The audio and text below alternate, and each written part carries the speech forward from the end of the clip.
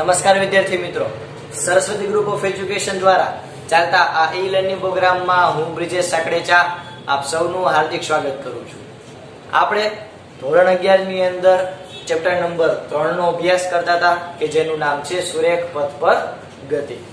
Okay, તો ચાલો આપણે હવે આ ચેપ્ટરનો લાસ્ટ ટોપિક કરવાના છીએ થિયરીની અંદર અને એના દાખલા સોલ્વ કરવાના છીએ. આ સિવાયના આપણે ઓલમોસ્ટ બધા દાખલાઓ સ્વાધ્યાય હોય તો પણ ભલે અને ઉદાહરણો હોય તો પણ ભલે આપણે બધા કમ્પ્લીટ કરેલા છે. ક્લિયર? તો એની પહેલા આપણે જસ્ટ બ્રીફ રિવિઝન કરીએ, કારણ કે આપણે મળીએ એને બહુ ઘણો ટાઈમ થઈ ગયો મને એવું લાગે છે. તો આપણે એક નાનું અમથું રિવિઝન કરી લઈએ. સૌથી પહેલા ચેપ્ટરની શરૂઆતમાં આપણે જોઈએ સ્થાનાંતર અને પથ લંબાઈ. ઓકે, તો સૌથી પહેલા આપણે આ વસ્તુ જોઈ હતી, સ્થાનાંતર અને પથ લંબાઈ. તો આપણે એમાં એવું જોયેલું હતું કે સ્થાનાંતર છે એ હંમેશા સ્થાનાંતર છે એ -0 અને પ્લસ, એટલે કે સ્થાનાંતર ઋણ, શૂન્ય અને ધન હોઈ શકે, ત્યારે પથ લંબાઈ ઓલવેઝ કેવું હોય છે? પોઝિટિવ. ઓકે, પછી તો કે આપણે લખીએ કે સ્થાનાંતરના છેદમાં સમય, ત્યાં આપણને મળશે ઝડપ કે વેગ. વેગ કેમ ભૂલી જાવ? જ્યારે આપણે પથ લંબાઈના છેદમાં સમય લખશી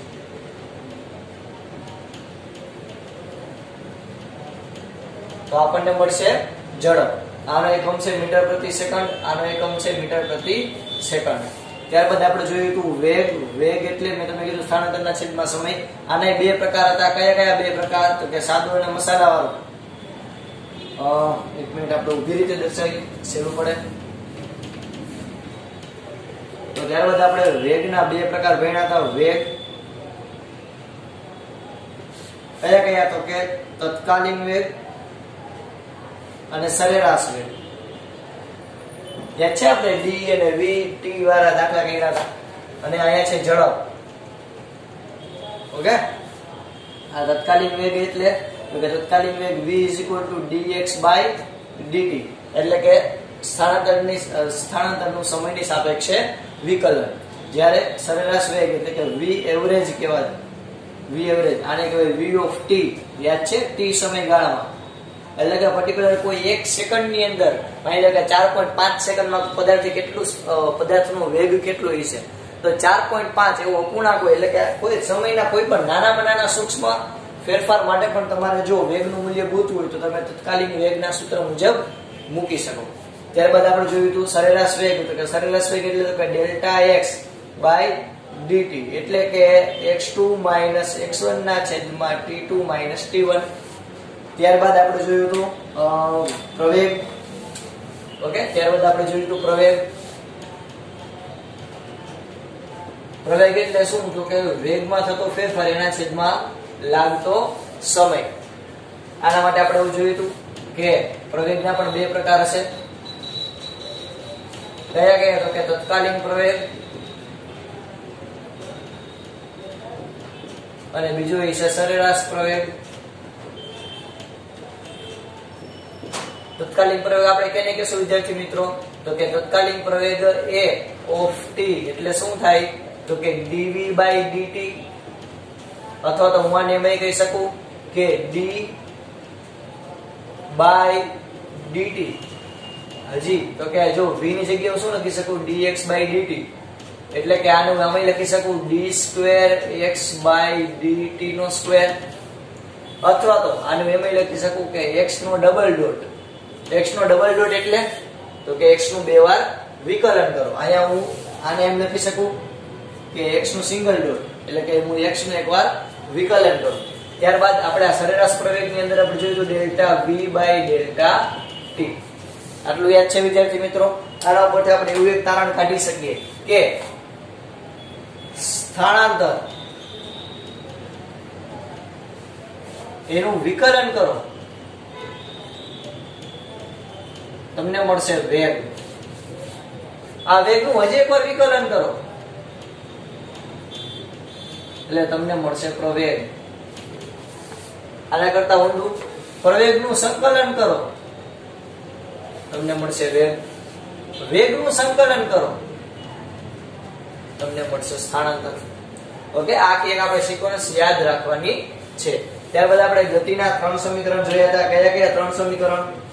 પહેલા બધી ટોપિક ને હેશટેગ મારી દઈએ. આ 1 2 3 4. ઓકે, હજી એક આપણે અહીંયા જોઈ ગતિના સમીકરણ, અચળ પ્રવેગી ગતિના સમીકરણ.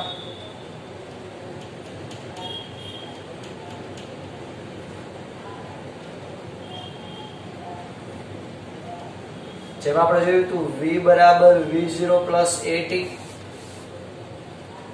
બીજું જોયું હતું x બરાબર v0t plus 1/2 at no square. v0 એટલે પ્રારંભિક વેગ, v એટલે અંતિમ વેગ, a એટલે પ્રવેગ અને t એટલે સમય, x એટલે સ્થાનાંતર. ત્રીજું જોયું હતું 2ax બરાબર v² minus v0 square. Okay, આ આપણે આલેખની મદદથી પણ સાબિત કર્યા હતા અને આપણે કલન શાસ્ત્ર એટલે કે સંકલન અને વિકલનનો ઉપયોગ કરીને પણ સાબિત કરેલા હતા. હવે તો કે આ જે સમીકરણો છે એમાં આપણે ગુરુત્વાકર્ષણને ધ્યાનમાં લઈ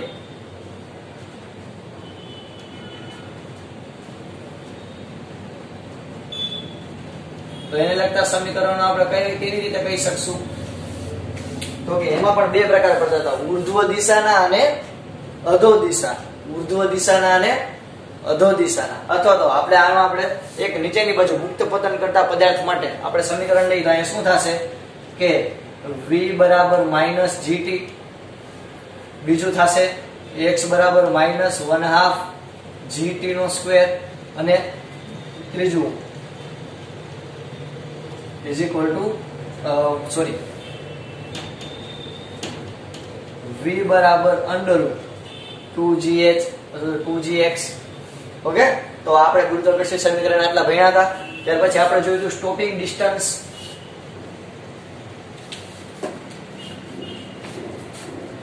સ્ટોપિંગ ડિસ્ટન્સ યાદ છે? સ્ટોપિંગ ડિસ્ટન્સ કેને કહેતા હતા?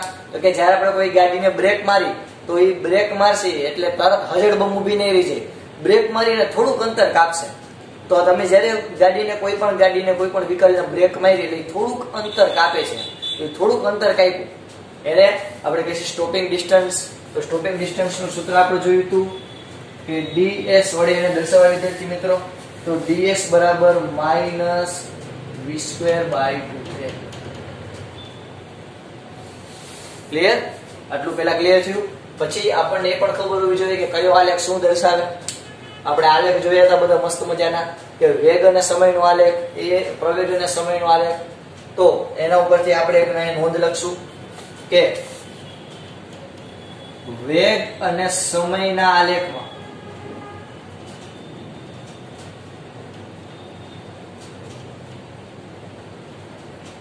ઘેરાતું ક્ષેત્રફળ કેનું મૂલ્ય આપશે? વેગ અને સમયનો આલેખ હોય એના દ્વારા જે ક્ષેત્રફળ ઘેરાય કેનું મૂલ્ય આપશે? યાદ કરો. Very good. કેનું મૂલ્ય આપશે? આપશે સ્થાનાંતરનું મૂલ્ય. એવી જ રીતે a વિરુદ્ધ t નો આલેખ હોય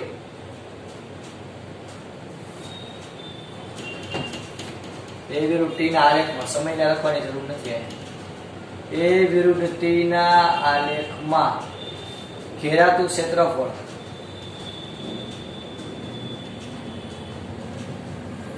એ કેનું મૂલ્ય આપશે વિદ્યાર્થી મિત્રો?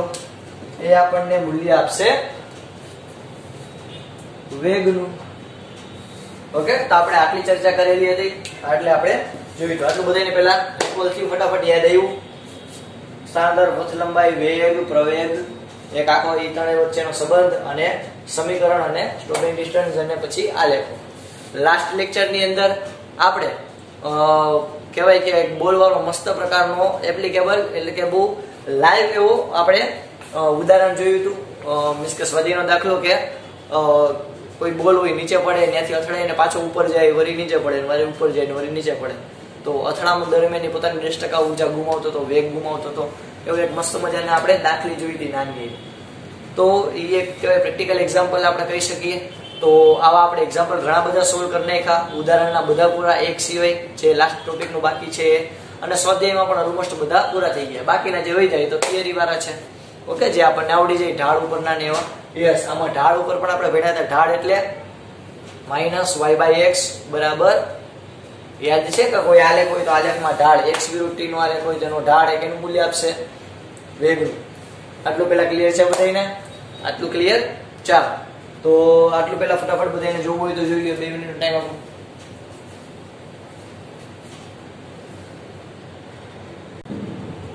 ચાલો વિદ્યાર્થીઓ, તો હવે આપણો લાસ્ટ ટોપિક આપણે શરૂ કરવાના છીએ, જેનું નામ છે 3.7 ટોપિકનો ક્રમ છે અને જે સાપેક્ષ વેગ.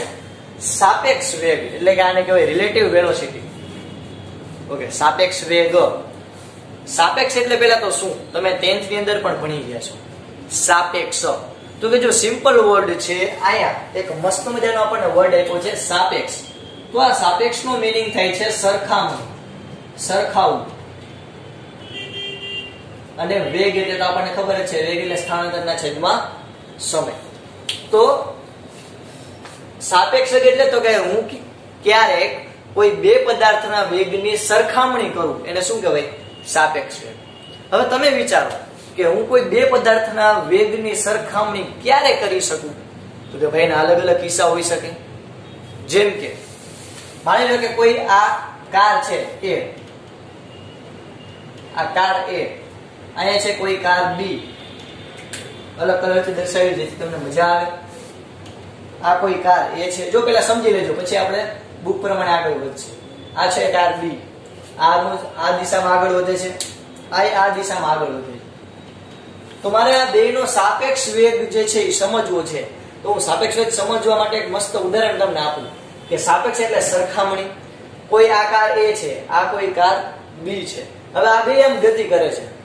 હવે કોણ સ્પીડમાં ચાલે છે, કોણ ઓછી સ્પીડમાં ચાલે છે, મારે જોવું હોય તો મારે જો કેટલા રસ્તા છે મારી પાસે. તો કે એક રસ્તા જેવો છે, હું અહીંયા ઉભો રહું. રેડી? હું અહીંયા આવી રીતે મસ્ત મજાનો ઉભો રહું અને અહીંયાથી ઓબ્ઝર્વ કરું કે ભાઈ કોણ છે ગાડી સ્પીડમાં ચાલે. જેમ કે આપણે ઘણીવાર રેસ હોય, ગાડીઓની રેસ, ગોળ ગોળ આટા ફરવાની ગાડીઓની રેસ હોય, એમાં આપણે તમે જોતા હોય ધ્યાનથી કે કોણ સ્પીડમાં ચાલે છે, કોણ સ્પીડમાં ચાલે. અને ઓલી જે ફિનિશ લાઈન હોય એ પણ જો ફિનિશ લાઈન ઉપર જે ઉભો હોય એ નક્કી કરે કે કોણ, અથવા તો અહીંયા કેમેરો રાખેલો હોય નક્કી કરે કે કોણ પહેલા સ્પીડે પહોંચ્યું, કોણે પહેલા લીટીને અડાડી, અને એ જ વિજેતા કહેવાય. તો આપણે એક તો અહીંયાથી ઉભા રહી અને ઓબ્ઝર્વ કરીએ તો આ એક આખી રેફરન્સ ફ્રેમ થઈ આપણી. આ એક અમારી પહેલી રેફરન્સ ફ્રેમ એટલે કે નિર્દેશ ફ્રેમ થઈ. ઓકે, બીજું કેવો રસ્તો તો કે હું આ ગાડીની માથે બેસી જાઉં. હું આ ગાડીની માથે બેસી જાઉં અને પછી હું આ ગાડીની સાપેક્ષ છે એમાં આ ગાડીની સરખામણીએ હું આની સ્પીડ માપું કે આ ગાડી કરતા આ ગાડી કેટલી સ્પીડમાં છે, કેટલી ઓછી સ્પીડમાં છે. જો આ ગાડી આના કરતા વધારે સ્પીડમાં હશે, બહુ વધારે વેગમાં હશે, તો આ ગાડી આગળ વધી જશે અને આ ગાડી ધીરે ધીરે આવશે. અથવા તો ઊંધું કરો કે આ ગાડીની સ્પીડ બહુ વધારે છે તો આ દાખલો બહુ આગળ હેલો જશે, એટલે કે આ આખી ગાડી બહુ આગળ હેલી જશે અને આ ગાડી ન્યા પડી જશે, એટલે કે ઓછી એમ હાલતી એવું લાગશે. ક્લિયર? બીજો રસ્તો શું છે તો કે આની જગ્યાએ હું અહીંયા બેસી જાઉં. ઓકે, હું અહીંયા મસ્ત મજાનો મસ્ત બેસી જાઉં. સારું એવડાવી દૂર નાખી અને અહીંયાથી હું આને ઓબ્ઝર્વ કરું એને. તો અહીંયા 3 રસ્તા છે, આ પહેલું, આ બીજું અને આ ત્રીજું. માની લો કે આની સ્પીડ છે 5 મીટર પ્રતિ સેકન્ડ, આની છે 15 મીટર પ્રતિ સેકન્ડ. તો હું અહીંયા બેઠો હોઈશ ને તો હું ફટાફટ હેલો જતો હોઈશ, તો મને આ ગાડી બહુ ધીરે હાલતી દેખાશે. એના કરતા ઊંધું હું જો આની અંદર બેઠો હોઈશ, આ ત્રીજા રેફરન્સ ફ્રેમની અંદર બેઠો હોઈશ, અહીંયાથી હું ઓબ્ઝર્વ કરતો હોઈશ, તો મને આ ગાડી એટલી છે વધારે સ્પીડમાં હેલી જતી લાગશે અને આ ગાડી ધીરી લાગશે. એટલે કે હું અહીંયાથી જોઈશ તો મારી ગાડી મને ધીરી લાગશે, ધીમી લાગશે. એમ કહી શકું. હું અહીંયાથી ઓબ્ઝર્વ કરીશ તો મને મારી ગાડી બહુ ઝડપી લાગશે અને સામેવાળાની ધીમી લાગશે. જવાબ એક જ છે. હું અહીંયાથી ઓબ્ઝર્વ કરીશ તો અહીંયાથી મને શું લાગશે તો કે આ ગાડી ધીમી છે અને આ ગાડી ઝડપી છે. જવાબ તો એ નહીં જ રહ્યો. ઓકે, તો અલગ અલગ જગ્યાએથી ઓબ્ઝર્વેશન કરી શકું. આ એક કિસ્સા માટે આપણે કહીએ તો અહીંયા ધ્યાનથી સાંભળજો કે સાપેક્ષ વેગ એટલે શું? તો કે સાપેક્ષ વેગ એટલે તો કે સરખામણી. હવે આ સરખામણી તમે ક્યાંથી કરી શકો? તો કે અલગ અલગ જગ્યાએથી કરી શકો, એટલે કે તમે અલગ અલગ રેફરન્સ ફ્રેમથી કરી શકો. હવે આ તમને જે મેં ઉદાહરણ આપ્યું એ તમને બહુ સિમ્પલ ઉદાહરણ આપ્યું હતું કે જેમાં આપણે એવું સમજીએ કે બધી જગ્યાએથી મારો આન્સર એક આવતો હતો, એક જ સરખો આવતો હતો, એમ એક ને એક સરખો આવતો હતો. એવી જ રીતે હવે તમે વિચાર કરો કે મારે સરખામણી કરવી હોય તો હું અલગ અલગ જગ્યાએથી સરખામણી કરી શકું, તો મને અલગ અલગ જગ્યાએથી આન્સર અલગ અલગ પણ આવી શકે. હવે એના માટે તમારે નિર્દેશ ફ્રેમ યાદ કરવું પડે. યાદ છે આપણે સૌથી પહેલા ચેપ્ટરની શરૂઆતમાં આપણે ભણ્યા હતા રેફરન્સ ફ્રેમ અથવા તો નિર્દેશ ફ્રેમ. તમે ક્યાંથી અવલોકન કરો છો એને કહેવાય નિર્દેશ ફ્રેમ. ફોર એક્ઝામ્પલ મેં તમને ત્યારે કીધું હતું, હજી વાર આપણે રિપીટ કરી કે આપણે હું માની લો કે હું સ્કૂલ બસમાં બેઠો છું, નીચે કોઈ એક સ્ટુડન્ટ છે એ મને ઓબ્ઝર્વ કરે છે, બસની નીચે રોડ ઉપરથી કોઈ મને ઓબ્ઝર્વ કરે છે. હું અહીંયા બસમાં બેઠો છું, મારી બાજુમાં બેગ છે, ક્લિયર? તો હું બસમાં બેઠો જોઈશ અને બસ ચાલશે તો મને શું લાગશે? તો કે મને એવું લાગશે કે ઓલો જે છોકરો છે એ પાછળ રહી ગયો, ઓલો છોકરો જે છે એ પાછળ રહી ગયો. તો ફૂલ સ્પીડમાં કોઈ ટ્રેન કે ચાલતી હોય તો બારીમાંથી આપણે જોઈએ તો એવું લાગે કે બધા પાછળ જાય, બધી વસ્તુ પાછળ જાય છે, આપણે એમને બેઠા. ઓકે, તો એ ગતિમાં લાગે. જ્યારે આપણી બાજુમાં જે બેગ હોય, બેગ આપણને કેવું લાગશે? સ્થિર. હવે ટ્રેનમાં જતા હોય તો ટ્રેનની અંદર આપણી બાજુમાં બેગ હોય આપણને કેવું લાગે? તો આપણી બાજુમાં કોઈ ઠેલો હોય કેવો લાગે? સ્થિર લાગે, એમનો ભેડો. હકીકતમાં હવે જમીન ઉપરથી કોઈ ઓબ્ઝર્વ કરતું હોય કે આપણી ટ્રેનની અંદર આપણે ડબ્બામાં બેઠા હોય ઓબ્ઝર્વ કરતું હોય, તેને આપણે ગતિમાં લાગશે અને આપણું જે ઠેલો છે એ પણ ગતિમાં લાગશે. ક્લિયર થયું? બીજું ઉદાહરણ આપું જે આપણને આ ટેક્સ્ટ બુકની અંદર કીધેલું છે અથવા તો આદર્શ સમજાવવા માટે કહી શકીએ કે આ ટ્રેન છે, ટ્રેન માની લો કે ચાલતી હોય, એમાં આપણે બધે બેઠા, તમે બેઠા હું અહીં ઊભું, એક જ ટ્રેનમાં આપણે છીએ, હાલો એવું ધારી લઈએ. આપણે ધારી લીધું, ઇમેજિનેશન કરતા જજો, મજા આવશે. તો આમાં હાલો ધારી લીધું, આપણે એક જ ટ્રેનમાં ગતિ કરી. હવે કોઈ માખી આવે છે બહારથી, આવી રીતે માખી આપણે બારી સાથે આપણે બારીથી જોઈ માખી આપણી રેસ લગાડે કે આ માખી આપણી બરોબર આપણી જે ટ્રેનની સ્પીડ છે એની સાથે સાથે ચાલી આવે માખી પણ. તો આપણને શું લાગશે? માખી સ્થિર છે. માખી કેવી છે? સ્થિર છે બિચારી, કારણ કે આપણને એ બદલતી લાગતી નથી. જ્યારે જમીન ઉપરથી એટલે કે કોઈ આ ગ્રાઉન્ડ ઉપરથી કોઈ આપણને જોતો હશે તો એને લાગશે કે આ ટ્રેન ગતિ કરે છે, માખી પણ ગતિ કરે. બીજું તો કે માખી જે છે આપણે આમ જતા હોય અને માખી તો એવું ન હોય કે બિચારી આમ જ ઉડે, આમ ઊંધી હાલતી હોય ને, ઘણી ઉડીને આપણે ઊંધી હાલીને આપણી પાસે આવે તો માખી ઉડતા ઊંધી આવે છે. તો એ માખીને કેટલો વેગ લેવો પડશે? તો કે એક તો એના પર કેટલું બધું વધારે બળ લાગતું હોય છે, કારણ કે એક તો ટ્રેન આમ ચાલે, એક તો એને ટ્રેનની ગતિ જેટલો વેગ લેવાનો, પ્લસ એ ટ્રેનની ગતિ કરતા વિરુદ્ધ દિશામાં વેગ હોય તો એ આમ ઉડી શકે. ક્લિયર થયું? તો અહીંયા આપણે શું કહી શકીએ? સાપેક્ષ વેગ છે એ શું છે? તો કે એ એક પ્રકારની સરખામણી છે વેગ એટલે કે વેલોસિટીની, કે જે અલગ અલગ જગ્યાએથી તમે ઓબ્ઝર્વ કરી અને મેળવી શકો. ફોર એક્ઝામ્પલ આપણે આપણા ઉપર હવે એપ્લાય કરીએ. આઈ હોપ તમે ધીરે ધીરે સમજતા હશો સરખામણી. ઓકે, આપણે અલ્ટિમેટલી આ ચેપ્ટરમાં સૌથી વધારે મજા આવે એવો ટોપિક હોય, કારણ કે ઓલું તમે 9th ધોરણ સુધી પણ ભણી ગયા છો, અમુક લેવલ સુધીનું. આની અંદર આપણે પ્યોર બધું ફિઝિક્સ આવશે, મજા આવશે. એટલે કે આખું પાઠ જે છે, આખું ચેપ્ટર એને હવે આપણે આ ટોપિકમાં એપ્લાય કરવાનું છે. ક્લિયર થયું? ચાલો તો આપણે સ્ટાર્ટ કરીએ. તો માની લો કે અત્યારના તમે બેઠા છો અને ઊંઘો છો, તો હું ધારી લઉં. તો હવે સમજો કે આપણે અત્યારના એવું લાગે કે આપણે અત્યારના સ્થિર છીએ. જેમ કે તમે જો મોબાઈલમાં તમે સ્ક્રીન ઉપર તમે જોતા જઈશો કે લેપટોપમાં કે વોટ એવર કોઈ પણ જગ્યાએ તમે જોતા હશો કે હું અત્યારના જો એમનો સ્થિર છું, તમે સ્થિર છો અને હું સ્થિર છું. આપણે બે ડિસ્કો નથી કરતા, એટલે કે હલતા નથી, આપણા સ્થાનમાં કાંઈ ફેરફાર થતો નથી. ઓકે, તો જો તમે અત્યારના મને સ્ક્રીનના માધ્યમથી જોવો છો તો હું અત્યારના સ્થિર જ લાગુ છું, અથવા તો જે તે પોઝિશન ઉપર હું સ્થિર જ છું. તમે તમારી જગ્યાએ તમે સ્થિર છો, તમે સ્થાન બદલતા નથી. હવે આ જ ઓબ્ઝર્વેશન હું મંગળ ગ્રહ ઉપરથી કરું તો એમને કહેતા સાહેબ દેખાય નહીં, હાલો આપણે બહુ મસ્ત મજાના ટેલિસ્કોપ દેખાડ્યા આપણે. તો અલ્ટિમેટલી ઇન શોર્ટ મારો કહેવાનો મતલબ એવું છે કે આપણે પૃથ્વી નહીં બીજા ગ્રહ ઉપરથી, તો ચંદ્ર ઉપરથી આપણે ત્યાંથી ઓબ્ઝર્વેશન કરી તો આપણે ગતિમાં દેખાશું. ઓબ્વિયસ વાત છે, દેખાશું. કારણ કે પૃથ્વી ફરે. હવે માની લો તમે અહીંયા છો નાનો એવું હવે તમે પૃથ્વી આખી ફરતી હોય તો ઓબ્વિયસ વાત છે તમે ફરતા જો એની સાથે, તો તમે ફરો છો. તો એનો મતલબ એમ કે આપણે ગતિમાં છીએ પણ આપણને લાગતું નથી. ક્લિયર? બીજું એક્ઝામ્પલ આપું. આપણને સૂર્ય જે છે એ તમે ઓબ્ઝર્વ કરો તો આપણને સૂર્ય એમનો સ્થિર લાગે, પણ હકીકતમાં સૂર્ય જે છે એ પણ બ્રહ્માંડ જે છે આખું આપણું જે બ્રહ્માંડ એની આસપાસ પરિભ્રમણ કરે છે, પરિક્રમણ કરે છે. પરિભ્રમણ અને પરિક્રમણ બંને કરે છે. તો સમજો કે સૂર્ય જે છે એને 250 વર્ષ લાગે, 250 કરોડ વર્ષ લાગે, આઈ થિંક એવું કંઈક છે કે એને એક આખો આટો પૂરો કરવા માટે. હા, 250 કરોડ વર્ષ લાગે. તો વિચાર કરો કે સૂર્ય પણ ગતિમાં છે, આપણે પણ ગતિમાં છે, એટલે કે પૃથ્વી પણ ગતિમાં જ છે. પણ અત્યારના આપણું ડાયમેન્શન, આપણું જે માપ છે એટલું બધું સૂક્ષ્મ છે, એટલું બધું નાનું છે પૃથ્વીની સાપેક્ષે કે આપણને એવું લાગતું જ નથી કે આપણે ગતિમાં છીએ. ક્લિયર થયું? ફોર એક્ઝામ્પલ સમજો કે ભારત દેશ લઉં, આપણો ભારત ઇન્ડિયા દેશ.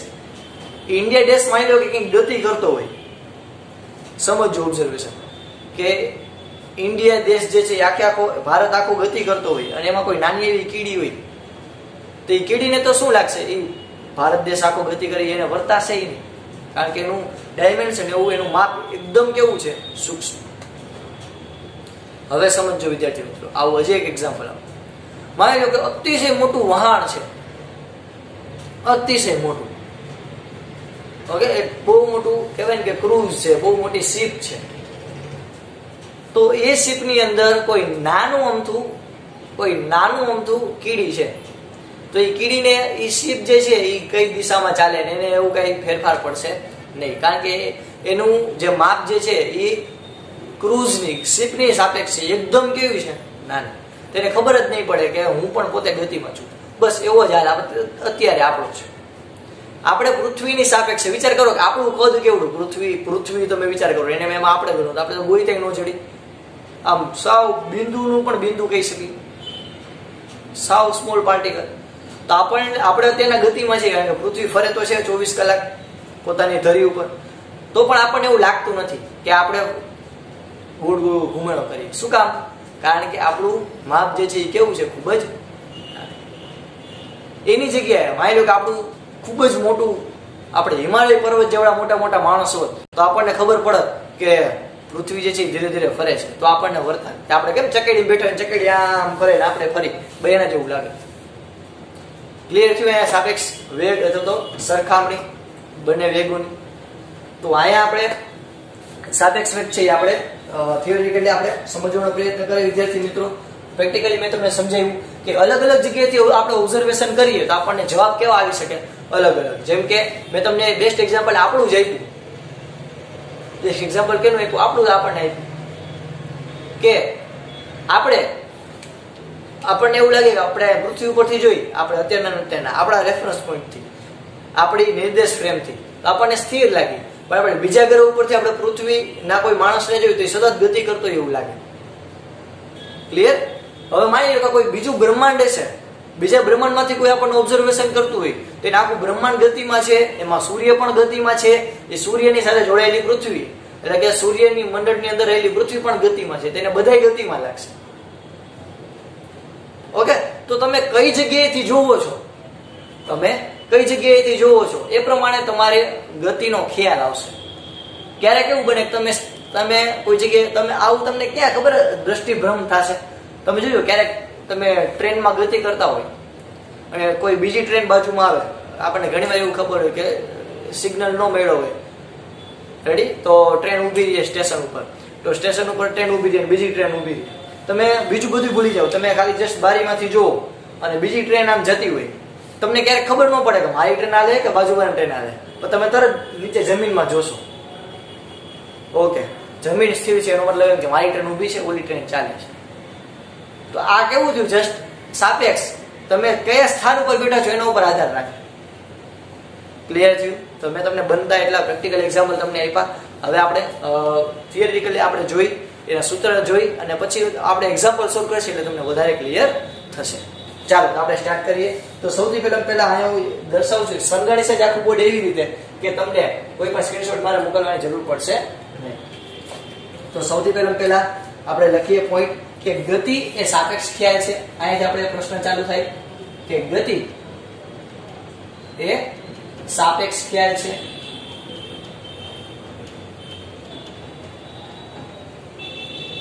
મેં તમને હમણાં સમજાવ્યું કે ગતિ શું કામ સાપેક્ષ ખ્યાલ છે. કારણ કે કોઈ પદાર્થ ગતિ કરે છે કે નહીં એ તમે એ પદાર્થની નિર્દેશ ફ્રેમ ઉપર, એટલે કે એ પદાર્થને તમે ક્યાંથી ઓબ્ઝર્વ કરો છો એના ઉપર આધારિત છે. અમુક તમે અમુક જગ્યાએથી જોવો તમને એમ લાગે પદાર્થ ગતિ નથી કરતો, અમુક જગ્યાએથી જોવો તો એવું લાગે પદાર્થ ગતિ કરે છે. ચાલો આગળ. તો કે તેથી અવલોકનકાર એટલે કે ઓબ્ઝર્વર એ કઈ નિર્દેશ ફ્રેમ માંથી અવલોકન કરે છે?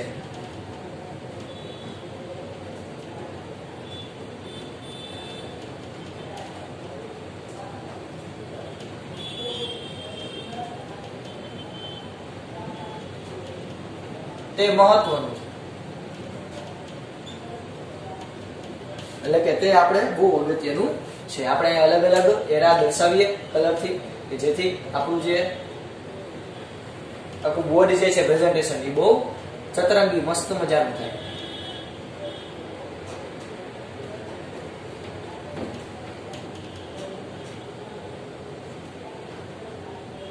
અથવા તો આપણે હેશટેગ દર્શાવીએ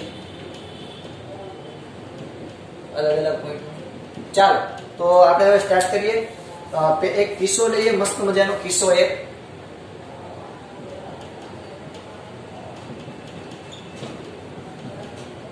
તો આ પહેલા કિસ્સાની અંદર અવલોકનકાર બે અને ગતિ કરતો પદાર્થ એક હોય તેવો કિસ્સો જોઈએ. શું? તો કે આમાં આપણે અવલોકનકાર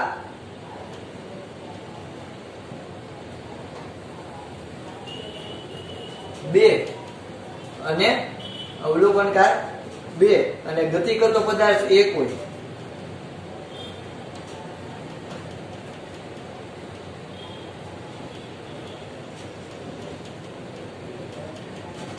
તેવો કિસ્સો આપણે જોઈએ.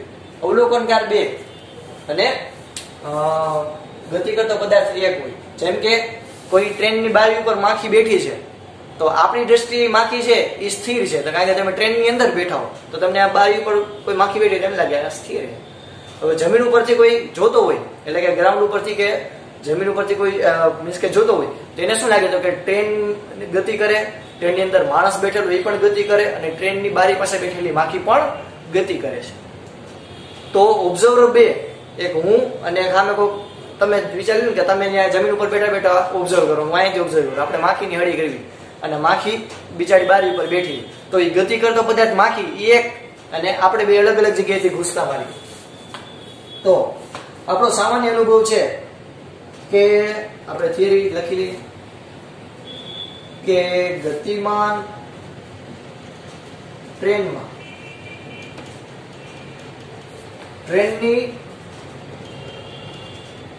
ગતિની દિશા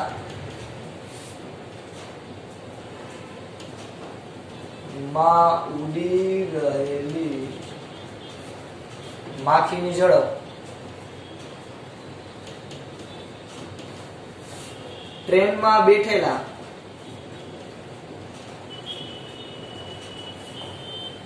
વ્યક્તિને ઓછી લાગે છે.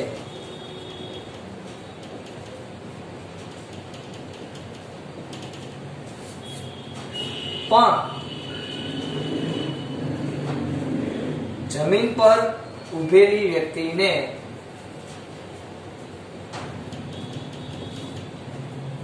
તે માખીની ઝડપ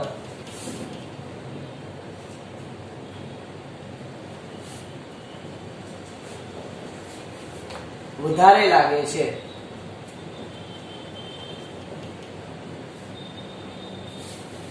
ઓકે, તો આના માટે આપણે એક મસ્ત મજાની પહેલા તો આકૃતિ દોરીએ, મસ્ત મજાની.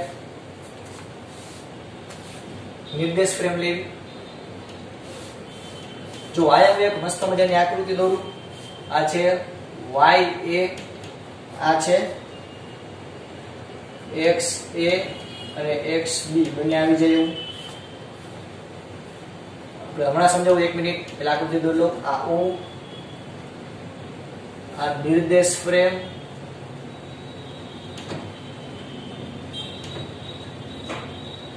એ માટે છે આ જમીન, બરાબર. અને અહીંયા હું બીજો એક નિર્દેશ ફ્રેમ દોરું. આ છે YB, એટલે કે આ નિર્દેશ ફ્રેમ છે ટ્રેન,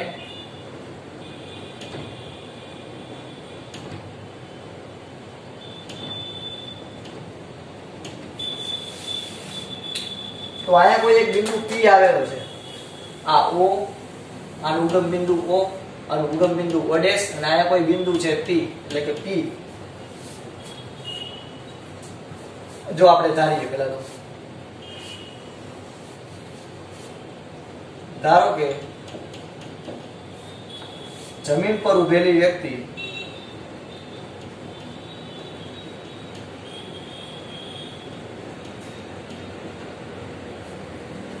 વ્યક્તિની નિર્દેશ ફ્રેમ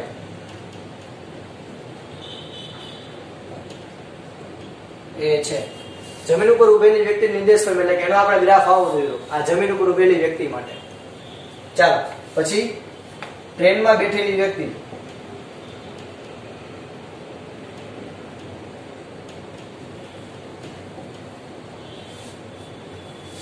ની નિર્દેશ ફ્રેમ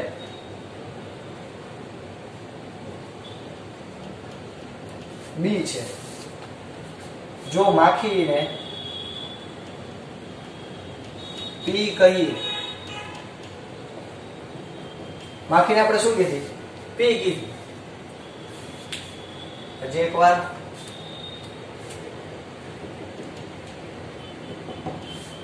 તો કે જમીન ઉપર ઉભેલી વ્યક્તિ છે, નિર્દેશ ફ્રેમ એ લીધી.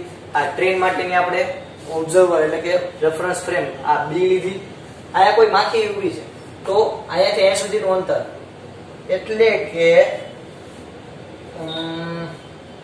માખી પી આ એ, તો પેલા આ બે નિર્દેશ ફ્રેમ વચ્ચેનું અંતર એને હું કઈ x a b, બે નિર્દેશ ફ્રેમ વચ્ચેનું અંતર. આ a રેફરન્સ ફ્રેમ ઓલી b એટલે કે a b. આને શું કહીશ? x p b, એટલે કે બે નિર્દેશ ફ્રેમ ની સાપેક્ષે માખીની ઝડપ સોરી અંતર, અને આ શું આખું થશે? x a p. એટલે કે આ બે નિર્દેશ ફ્રેમ વચ્ચેનું અંતર આ જે છે એ ટ્રેન થી માખીનું અંતર, અને આ જે જમીન થી માખીનું અંતર. ઓકે, એટલે સિમ્પલ. જો પેલા આને યાદ રાખવાનું કે આ જમીન થી માખીનું અંતર આટલું હોય, ટ્રેન થી માખીનું અંતર આટલું હોય, તો આ બે નિર્દેશ ફ્રેમ વચ્ચેનું અંતર કેટલું થાય? a b. તો આ આપણે શું લખશી? તો કે t સમયે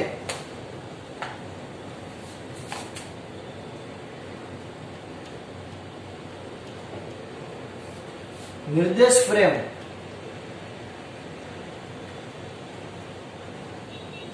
એ ના ઉગમ બિંદુથી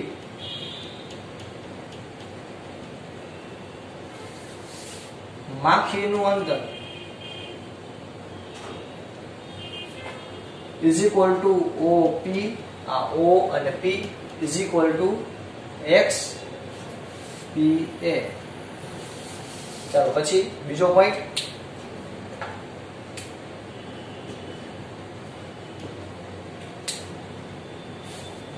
નિર્દેશ ફ્રેમ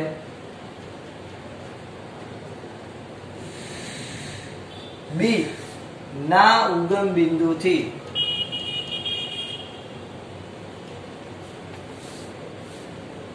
માખીનું અંતર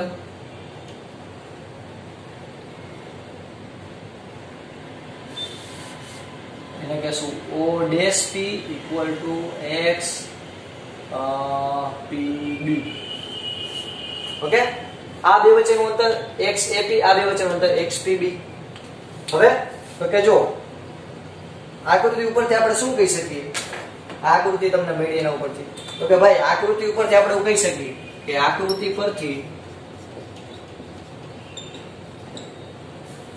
આ total x a p equal to શું થાય? x a b minus x p b. આકૃતિ પરથી શું થાય? તો કે આખું ટોટલ ઇક્વલ ટુ આનો પ્લસ આનો સરવાળો થાય કે નહીં? આ પાડો આ આટલું પહેલા ક્લિયર? દંડના દંડ ઓકે લખીએ જાય. ઓકે ચાલો પહેલા આટલું લખી લ્યો. ઓકે આ પહેલા આખી થિયરી છે થોડીક એમથી, પછી અહીંથી આપણે પહેલો કિસ્સો ચાલુ કર્યો એમાં આપણે અહીંયા સુધી લખેલું છે. પહેલા આટલું લખેલું, ચાલો પછી આપણે અહીંયા એક સાબિતી મસ્ત મજાની લખી લઈએ.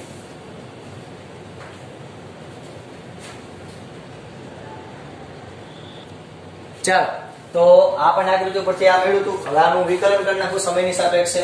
પહેલા આની કીધું સમીકરણ નંબર 1. તો સમીકરણ નંબર 1 નું સમયની સાપેક્ષે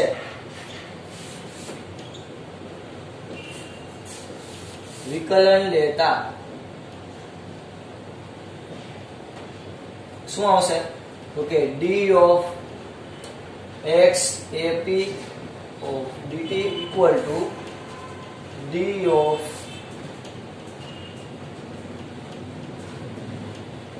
x a b minus d by dt x p b. Okay આ શું થયું? વેગ. dx by dt એટલે તો વેગ થાય. તેથી આપણે શું લખશી? તો કે x ap બરાબર x minus plus v p સરવાળો હતો ને વચ્ચે પ્લસ આવે ને વચ્ચે સરવાળો હે ને એક ap બરાબર આનું સરવાળો. ચાલો આટલું પહેલા ક્લિયર થયું વેગ. તો આના ઉપરથી હું શું લખી શકું? આ ab ને રાખું, આ પ્લસ છે બરાબર, બધી બાજુ જઈએ તો માઈનસ. તો vab એટલે કે બે વચ્ચેનો તફાવત, બે નિર્દેશ ફ્રેમ વચ્ચેનો અંતર, બે વચ્ચેનો સાપેક્ષ વેગ. એનું સૂત્ર શું મળ્યું હતું? કે vap માઈનસ vpb. આ પ્લસ છે બરાબર, બધી બાજુ જઈએ તો minus vap minus vpb. Clear? Done. Okay તો આ આપણું ઇક્વેશન થયું. જ્યાં સમજો ધ્યાનથી આને કેવી રીતે વચાય. જો આ જસ્ટ આખી સાબિતી છે. પછી હું તમને હમણાં મસ્ત ટ્રીક શીખવાડું કે જેથી આપણે આ બધા આવી ભદ્રમ નહીં, તમને કોઈ પણ સૂત્ર આવડતું હોય ને એમાં તમે કોઈ પણ દાખલો આપેલો હોય ને એમાં તમે એ સૂત્ર એપ્લાય કરી શકો. શું? તો કે જો સાપેક્ષ વેગ એટલે શું? તો કે જો vab બરાબર vap માઈનસ vpb. હવે એ તો આ કિસ્સા માટે થયું. હવે જનરલ મારે કોઈ બે પદાર્થ વચ્ચેનો સાપેક્ષ વેગ મેળવવો હોય તો કે એના માટેનું સૂત્ર vab બરાબર આ a પેલા આવે એટલે va માઈનસ vb. બીજા પદાર્થ માટે vba. આના માટેનું સૂત્ર પેલા હોય પેલા, પછી હોય પછી. હવે ને વચાય કઈ રીતે? તો કે આને જો વચાય કઈ રીતે? તો કે જો આપણે સૂત્ર લખવા ટાણે આને આપણે પહેલી પ્રાયોરિટી આપી vb માઈનસ va. સૂત્ર લખવા ટાણે આપણે પહેલી પ્રાયોરિટી આપી va માઈનસ vb. ઓકે તો જો આ આપણું ઓબ્જેક્ટ છે, આમાં પણ તમે એમ જ લખી શકો, કઈ ખોટું ન પડે. તો અહીંયા vba બરાબર vb માઈનસ va. તો આના ઉપરથી આપણે શું કહી શકીએ? તો કે આના ઉપરથી આપણે જો એવું કહી શકીએ, આને વચાય કઈ રીતે? તો કે જે પૂછડું હોય ત્યાંથી શરૂઆત, ઊંધેથી વાંચવાનું, આવી રીતે આમ જવાનું. તમે વક્રી બહુનાક 10માં ભણ્યા હતા એમાં તમે જેમ કહેતા એ જ પ્રમાણે આમાં ઊંધું જવાનું. આને વચાય કઈ રીતે? જોજો આને વચાય કઈ રીતે? એની સાપેક્ષે બી નો વેગ, એની સાપેક્ષે બી નો વેગ. એનો મતલબ એમ કે આ એ શું હશે? તો કે એ છે ઓબ્ઝર્વ, અવલોકનકાર. જ્યાં પૂછડું હોય ને હંમેશા અવલોકનકાર દર્શાવે. એટલે કે તમે ત્યાંથી અવલોકન કરો કે તમે કોની સ્પીડમાં આપો છો. ઓકે તો આ જસ્ટ એક માહિતી છે. આ સૂત્રની સાબિતી એક કિસ્સો લઈ દે. આ પહેલો કિસ્સો છે, એમાં આપણને આવી રીતે સૂત્ર મળ્યું. હવે તો કે સાપેક્ષ વેગ કેવી રીતે મળે કે કોઈ પણ બે ઓબ્જેક્ટ આપેલા હોય તો તમને એમ કે પહેલાની સાપેક્ષે બીજાનો વેગ, ઓકે, પહેલાની સાપેક્ષે બીજાનો વેગ તમને એમ કે પહેલાની સાપેક્ષે આ પહેલાની સાપેક્ષે બીજાનો વેગ, આ પહેલાની સાપેક્ષે બીજાનો વેગ, જામ જવાનું પહેલાની સાપેક્ષે બીજાનો વેગ. આ શરૂઆત કેવી? પહેલાની સાપેક્ષે બીજાનો વેગ. કેમ વજાય તો કે સિમ્પલ v2 v1. આવડી જાય રીતે સાપેક્ષ વેગ ગોતતા કોઈ પણ સૂત્રનું. ઓકે, તો આવી રીતે તમે કોઈ પણ પદાર્થના સાપેક્ષ વેગ એટલે કે વેગની સરખામણી કરી શકો. તો VAB બરાબર VA VB, VBA બરાબર VB VA. વચાઈ કઈ રીતે તો કે આમ ઊંધું જવાનું, ઊંધું કે A ની સાપેક્ષે B નો વેગ. આમાં કેમ આવશે તો કે B ની સાપેક્ષે A નો વેગ. ક્લિયર થયું પેલા આટલું બધાઈને? તો આ આપણો કિસ્સો પહેલો હતો. આ પેલા કિસ્સાની ડિટેલમાં ચર્ચા કરી. ઓકે, પેલા આટલું પેલા બધે ફટાફટ તમારા બુકની અંદર લખી લ્યો. ચાલો, તો આજે આપણે જસ્ટ આ પેલો કિસ્સો જોયો છે, બરોબર? એક આપણને થિયરી મુજબ આપણને એક આવો મસ્ત મજાનો કિસ્સો આપ્યો હતો, એટલે આપણે એક આ કિસ્સો જોયો. આવી જ રીતે આપણે સાપેક્ષ વેગની અંદર આપણે હજી એક બે આવા કિસ્સા જોશું કે જે ટેક્સ્ટ બુકમાં આપણને આપેલા છે. પછી આપણે દાખલા જોશું, એમાં આપણને મસ્ત મજાનું સમજાઈ જશે કે વોટ ઇઝ અ સાપેક્ષ વેગ. ક્લિયર થયું? તો આજે મેં જેટલું કરેલું તમારે તમારી પાકી બુકમાં એકવાર અને રફ બુકમાં એકવાર લખવાનું છે. સાપેક્ષ વેગ એટલે વેગની સરખામણી. આપણે એક ટ્રેનના માધ્યમ દ્વારા કે ટ્રેનની અંદર બેઠા હોય તો તમને માખીની સ્પીડ ઓછી લાગે, પણ ટ્રેનથી બહાર હોય તો તમને માખીની સ્પીડ બહુ વધારે લાગે, કારણ કે એ ટ્રેનની હારે ગતિ કરતી. તો જમીનથી જવું તો અલગ ઓબ્ઝર્વેશન, ટ્રેનથી જવું તો અલગ ઓબ્ઝર્વેશન આવે.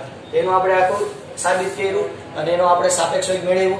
પછી મેં તમને એક ટ્રીક કીધી કે સિમ્પલ ભાઈ સાપેક્ષ વેગ એટલે શું, તો કે વેગ બે વેગની સરખામણી. તો કેમ મેળવી શકાય એ મેં તમને શીખવ્યું અને તમને લખતા પણ શીખવાડ્યું. ઓકે, પછી વધુ ચર્ચા આપણે નેક્સ્ટ લેક્ચરમાં જોશું. અહીં સુધી રાખીએ. જય ભારત, જય હિન્દ.